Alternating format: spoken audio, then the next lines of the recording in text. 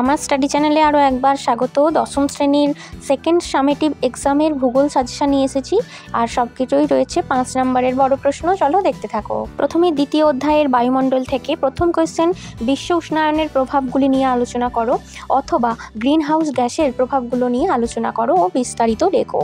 এটা খুব গুরুত্বপূর্ণ, একদম আসতেই পারে। দ্বিতীয় কোয়েশ্চেন, শৈলক্ষেপ বৃষ্টিপাতের কারণগুলি কি কি? দেখো, ছবি না চাইলেও ছবি দেবে, এতে নাম্বারটা ভালো আসবে। আমি এখানে কেন বলিনি যে চিত্রসহ ব্যাখ্যা, কারণ অনেক প্রশ্নে কি বলো তো আসেই না যে চিত্রসহ ব্যাখ্যা, তবুও তোমরা ছবি দেবে। তোমার পাশের জন যদি ছবি দেয় তখন সে পাবে 5-এ 5, তোমাকে দেবে কিন্তু 5-এ 4। তাই 5-এ 5 পেতে গেলে তোমরা অবশ্যই ছবি না চাইলেও ছবি দেবে। থার্ড, উষ্ণতা অনুসারে বায়ুমণ্ডলের স্তরগুলির বৈশিষ্ট্য লেখো। কোনো প্রশ্নে একদম দিয়ে দেয় উষ্ণতা অনুসারে সমস্ত স্তরগুলির বৈশিষ্ট্য লেখো, আবার কোনো প্রশ্নে দেয় মেনশন করে, যেমন ট্রপোস্ফিয়ার, স্ট্র্যাটোস্ফিয়ার, আয়নোস্ফিয়ার, এই ধরনের নাম মেনশন করে দেয়। কাজেই তোমরা প্রত্যেকটা স্তর আলাদাভাবে মুখস্থ রেখো, এটাই তোমাদের পক্ষে ভালো হবে। 4 নম্বর প্রশ্ন, ভারতের নিয়ত বায়ুপ্রবাহের গতিপথ ব্যাখ্যা করো। এক্ষেত্রেও ছবি না থাকলেও ছবি অবশ্যই দেবে, আর এক্ষেত্রে বলে রাখি নিয়ত বায়ুপ্রবাহের প্রভাবটাও অবশ্যই পড়বে। এরপর তৃতীয় অধ্যায় বায়ুমণ্ডল। প্রথম প্রশ্ন, জোয়ার ভাটার কারণ চিত্রসহ বোঝাও অথবা জোয়ার ভাটা কেন হয়। প্রথম প্রশ্নটাই দেখো চিত্রসহ বলতে বলেছে, আর দ্বিতীয় প্রশ্নটা মানে অথবা যে কোয়েশ্চেনটা সেটা জোয়ার ভাটা শুধুমাত্র লিখেছে, কেন হয় কোনো ছবি চায়নি। তার মানে ছবি না চাইলেও তোমাকে ছবি দিতে হবে। দ্বিতীয় প্রশ্ন, ভরা কোটাল ও মরা কোটালের ব্যাখ্যা দাও। এক্ষেত্রেও সবকিছু সুন্দরভাবে ছবিটা আঁকবে। এরপর পঞ্চম অধ্যায় ভারতের জলসম্পদ। ভারতের বহুমুখী নদী পরিকল্পনা সম্পর্কে যা জানো লেখো। এটা মোস্ট ইম্পর্টেন্ট কোয়েশ্চেন, তোমরা অবশ্যই ভালো করে পড়বে। এই অধ্যায়ের দ্বিতীয় প্রশ্ন হলো, উত্তর ভারতের নদ নদী ও দক্ষিণ ভারতের নদ নদীর মধ্যে পার্থক্য লেখো। এটা আরও একটা ইম্পর্টেন্ট কোয়েশ্চেন, প্রায় প্রতি বছর কিংবা 1 বছর ছাড়া এই কোয়েশ্চেনটা মাধ্যমিক ফাইনাল পরীক্ষায় কিন্তু এসেই থাকে। এক্ষেত্রে আরও একটি প্রশ্ন তোমাদের বলে রাখি, উত্তর ভারতের নদ নদী সম্পর্কে আলোচনা করো আর দক্ষিণ ভারতের নদ নদী সম্পর্কে আলোচনা করো।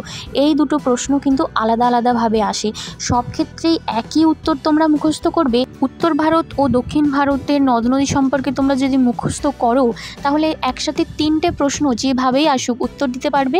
প্রথম প্রশ্ন হলো পার্থক্য, আর দ্বিতীয় প্রশ্ন এই যে আলাদা সংক্ষিপ্ত পরিচয় দাও, এই সব কিছুই উত্তর দিতে পারবে। তাই এইগুলো অবশ্যই দেখে রাখবে। এরপর চলো পঞ্চম অধ্যায়ের আরও একটি বিভাগ নিয়ে আলোচনা করা যাক, সেটা হলো ভারতের জলবায়ু।